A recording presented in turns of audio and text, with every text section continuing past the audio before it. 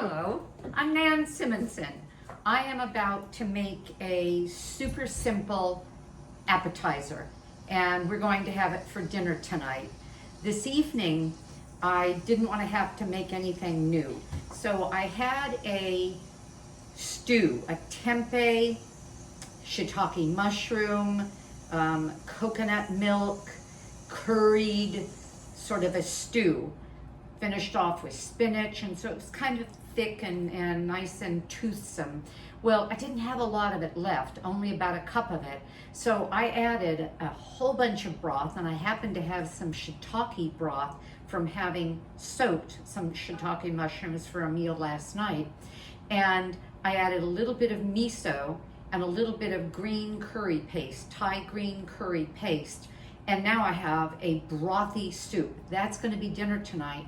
But there's some tempeh in it, but not a lot. I want to make sure I've got plenty of, nutrients and also protein. So I'm going to show you what I do at the beginning of a meal to ensure that. I have frozen edamame. You can get a bag of these. I think you get 6 bags of it at Costco for a song. You can get this at Trader Joe's. You can get it at a lot of stores, but the one that I get at Costco is organic. And when I eat soy, I want it organic. And you may think, oh, come on. Well, if I couldn't get it organic, would I eat it? Yeah, probably. But anything not organic, especially a GMO crop, is going to have been sprayed with something to protect it from bugs, weeds, and other pesticides, herbicides, and fertilized with non-organic fertilizers, which mean chemical derivatives. And I just don't want that in my body affecting my microbiome. So as a person who eats whole food plant-based, which is my dietary style, I don't have animal foods at all. You would call that a vegan diet, and it is a vegan diet. I just try to eat as clean as I can. I turned 70 in January of this year. Today is the first day of June of 2021. At the end of 2020, I wrote this book, Aging Powerfully, and it's really about not just aging with power, but living with power, with the knowledge that we don't have to go to the doctor in our 20s, 30s, 40s, 50s, walk in and have them say, take this pill, maybe for the rest of your life, do this procedure. If I had done that 3 to 4 years ago, I would be on an immunosuppressant for rheumatoid arthritis. I would be on statins for high cholesterol, 230. I would have been, because I was pre-diabetic, I would have been on who knows what they would have given me. In other words, all of these diseases would have progressed because nobody was trying to stop them until I came face to face with a lifestyle medical doctor, Dr. Dysinger in Riverside, California. I had just finished my training as a health coach, and I went to a cooking class there to learn about plant-based cooking. They needed a health coach because theirs was retiring.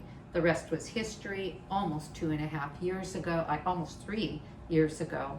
And it's been a wonderful marriage of information, determination, because when I turned 70, I knew I wanted to be soaring, not limping along, and not on a bunch of medications. So that's my story. So what you learn from me will always be whole food, plant-based, with little to no oil, very little salt, and usually no refined sugar at all. So we call that SOS almost free. There are a number of people, a lot of people, who are completely SOS free, salt, oil, sugar free, none at all in their diets at all. And there. So what am I going to do? I'm going to steam in the microwave. Yes, I use the microwave. I pay attention to Dr. Greger, who wrote How Not to Die, who wrote How Not to Diet, who spends his medical career evaluating the peer-reviewed studies. He makes no opinion claims. Everything is peer-reviewed studies, And he has found that the microwave oven does not damage us. Now, I believe that it emits radio frequency, or it emits electrical magnetic frequency, which I'm not going to stand right up against when it's cooking, but that it doesn't damage our food. So, frozen edamame. Oops, I don't want that water. I have filtered water. I'm going to I don't put plastic on my hot food. I don't cook my food in plastic. I don't put hot food in plastic before I store it. I shouldn't store in plastic at all, but I have so much that I store in the freezer, in the refrigerator, because I make almost everything in bulk and then freeze it, that I do use plastic, but I don't let the hot food touch the plastic. That's my way of helping to prevent the transfer of all of the BPAs and the things that PCBs and things that we get from plastic, to the degree I can. So this goes in the microwave for 2 minutes and 30 seconds. There you go. All right, now I'm going to make a sauce for it, and we love this sauce. So instead of making enough for 1 serving, I'm making enough, because you'll see you just dip the edamame pods in there, and I'll show you when it's all ready, and I'll show you how I serve it.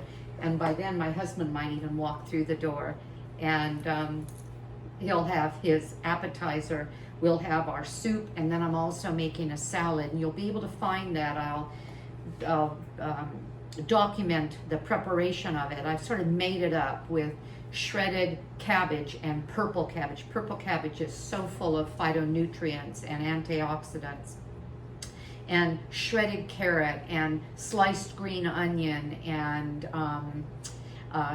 soy sprouts, the white soybean, the mung sprouts, and then so it's this crispy, crunchy, marvelous, yet very light salad. I put shredded cilantro in it, or Thai basil, very thinly sliced. I grow it, and then I serve it with an orange ginger dressing, which I'll be doing when I show that salad. And that'll be next on another video. So what I'm making now is a dipping sauce that I like very much. We use it all the time for the edamame. And I just use empty jars for my salad dressings. And any jar that has a label that I could soak that comes right off, I will save. Some of them, when you soak it, you have a lot of sticky residue, and yet you can get some of it off with the goop off, but I usually don't mess with those too much. Okay, so the first thing that goes in the dressing is tamari. Now, tamari is Japanese soy sauce. This is low sodium. Doesn't mean it's no sodium.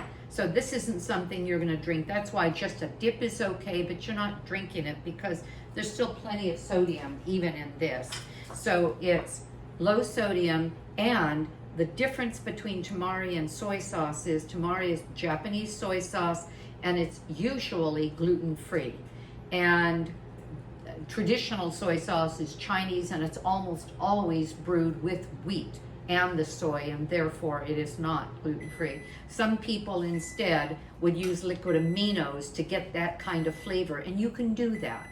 The aminos have a little bit less sodium than even the low sodium tamari, so you can consider that. You can decide what you need to do. If you have cardiovascular problems and you're fighting high blood pressure, the lower your sodium, the better. We're told 1,500 milligrams a day should be the top when you're being treated for illnesses that require low sodium, and it's probably a good idea for most of us, and some of us should just stay away from sodium altogether. And then the recipe calls for sugar. Well, the original recipe, I don't use sugar, but I make date paste. I soak dates. This is whole food sweet. Soak dates, whir them in the blender. You'll find recipes that I refer to on my website, nansimonson.com, recipes, and then you'll be able to find, for example, the date paste under dessert as well as miscellaneous. So the recipe calls for a couple of tablespoons of sugar, and I'm going to put 2 tablespoons of date paste. So this is like eating a couple of dates, but again, we're just, sorry for all the noise. I had somebody tell me once in one of my videos that the noise was very difficult for her to hear. There are people who are extremely sensitive to that kind of vibration, that sound, that clickiness. So I have to be respectful of that and remember that. Well, my jar of date paste is almost finished. What am I going to do? Let me show you what I do to store things. I have these super cubers in 1/2 cup, 1 cup, 2 cup sizes that you can put, for example, when I buy a big bottle of organic applesauce only for 1/2 cup for my wonderful corn muffins. You'll find them under recipes. I put the rest of it in here in, this one happens to be 1/2 cup sizes. And when they're frozen, I'm able to just push them out, and then it would be ideal to store them in glass, but I don't have glass that I can do that with and not have a problem with space. And so I put them, especially the date paste, because it can be just a little bit soft, in a Ziploc freezer bag. I'm going to throw this back in the freezer, but this one, there's my date paste. It's been sitting out just a while because I wanted to show it to you. So I'm going to put it in a bowl, excuse me, because as it continues to soften, it's going to be very, very soft. And now I have date paste because I made it from 1 pound of dates. And so I ended up with several of these. I could do the recipe I was doing that day, ended up with several of these in the freezer, and I keep them in a jar because anytime anything calls for something sweet, sugar, honey, maple syrup, I use date paste. Again, I'm eating whole dates that way. I'll put this to the side, and I'm going to put the other one back in the freezer.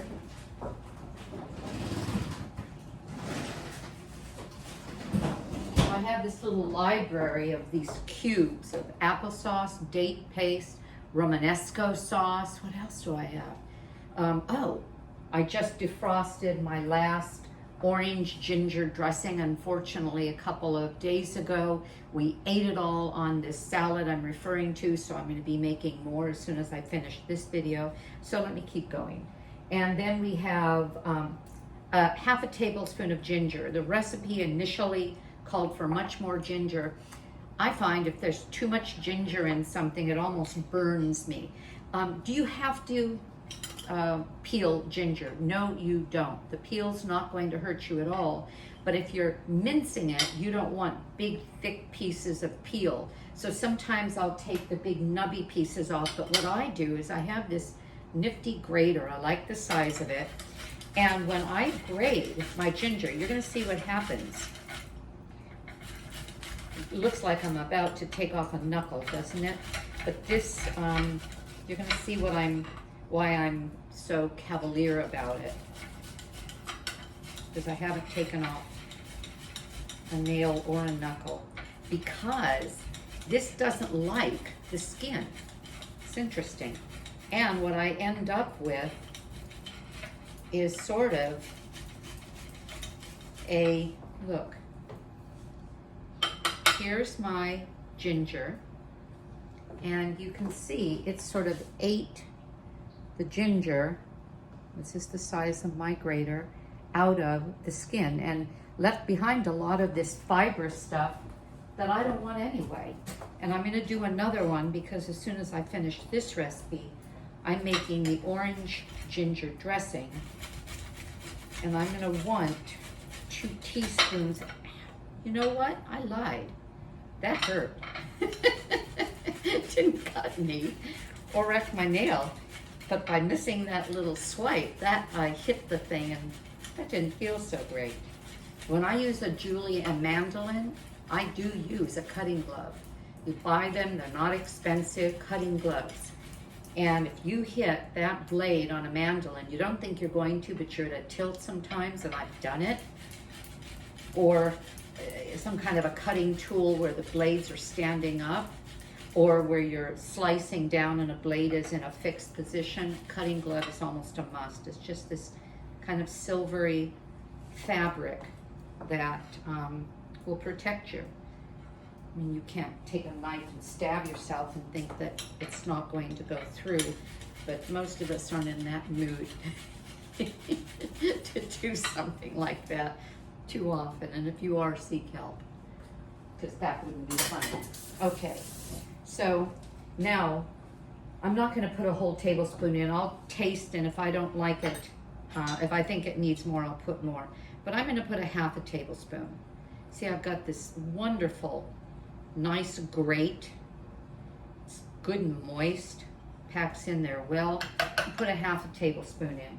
And then I'm going to put and this is where things get kind of fun. That's why I'm calling this spicy. A tablespoon of sriracha.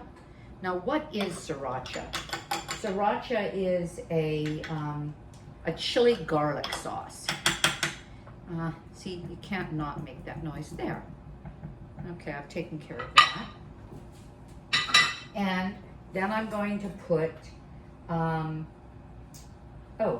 a tablespoon of rice vinegar, and in this case I'm going to use my organic brown rice vinegar. A little extra flavor. It's still white though, it's not a brown thing, but I like the fact that it's organic. I like the fact that it's brown rice.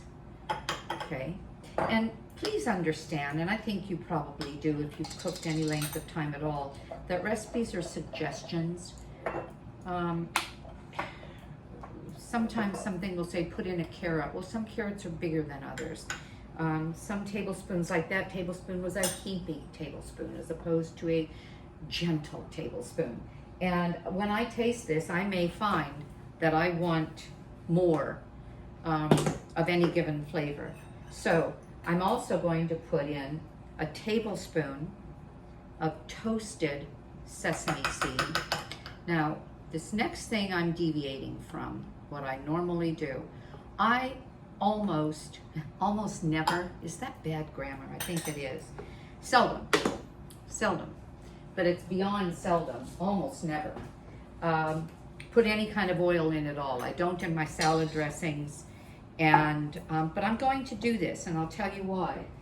It changes it a little bit because there's something that adheres just a little bit to the, for example, the edamame pod, but also I like the flavor, and that is, even though the initial recipe I found called for 3 times as much as I'm going to use of toasted sesame oil, I'm going to use still anywhere from a half a teaspoon to a teaspoon. I'm not going to grab my teaspoons. I'm just going to pour a little bit. That is not even a teaspoon. I'm going to put it in. See, the fragrance is so strong. There's nothing like a sesame oil. I'm not saying you should use it if you are, again, working with a cardiologist and you are 100% oil free, as I can say I am 99% of the time. Don't do this. But it will take us months to eat this dressing. Why? Because all we do is dip. And not much comes from the dipping. This isn't a salad dressing. It doesn't stick to my salad. Okay, so, wow, that didn't seal very well. Okay. So, and let me grab this. Okay, we're done. Now, let me show you how I'm going to present this. My husband will be very happy because he loves this. I'm going to, it's been sitting a while. I'm going to drain off the broth. Yes, I could keep the broth and put it in a, I could have and should have done that, but it's too late now. Okay, so we have the edamame. I have a plate. And what I'm going to do is put the edamame outside of the bowl, because what is the bowl for? The bowl is for the pods.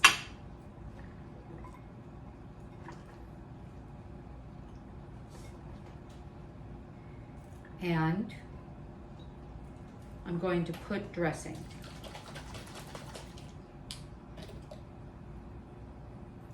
The dressing, that would be all I would use, and that will probably be more than we need. So the dressing will go back into the refrigerator, and it will last for a long, long time. This amount, I usually, in the beginning, I made the original recipe, which was a third of this amount, and that even lasted for a month or so. I kept it, actually you can see some of it, kept it in this tiny little jar, and this tiny jar would last us a month or two. All right, so how do you eat this? And why do you want this? Edamame is as unprocessed as soy can get. In that, now totally unprocessed would mean not even cooked, but you're not going to eat raw soy. I don't recommend you eat any raw legume, because a lot of them have phytates and some things, not phytates, but, well, I'm not a hysteric about lectins. As a matter of fact, that's a bunch of, I won't even go there, but hysteria over nothing. So I did go there, but it's unprocessed. So I'm going to dip this. This is as much as I get. I squeeze the back end. Oh, that is so good. Let me show you what I get when I squeeze it. I'm not going to dip it, because then I'll have it in my hands. Do you see this? That is the floor. There. That is raw. Come on, man. That is raw soybean right there. And it's lightly steamed. It still has crunch. Kids love this. My grandsons, from the time they were, well, when can kids eat things like this? 2 or 3? They couldn't wait to go to a Japanese restaurant. A lot of Asian restaurants will offer soy this way and have this. So here you are. Give it a try. The recipe will be printed. I'll have the recipe attached here, and enjoy it. It's marvelous, and it's very healthy for you. Vitamins, minerals, lots of protein. Soy is a complete protein, and it is one of the highest, that and lentils, and I think it beats lentils, one of the highest legumes in protein, and in this case, a complete protein. So enjoy. Have a great day, because I know I'm going to. Pass on our good word that with whole foods that are plant-based, or as close to plant-based as you can get, or as many fruits and vegetables as you can eat. If you have to, just make a game of 6 to 9 fruits and vegetables a day, period, end of report, and that'll make a difference in your body.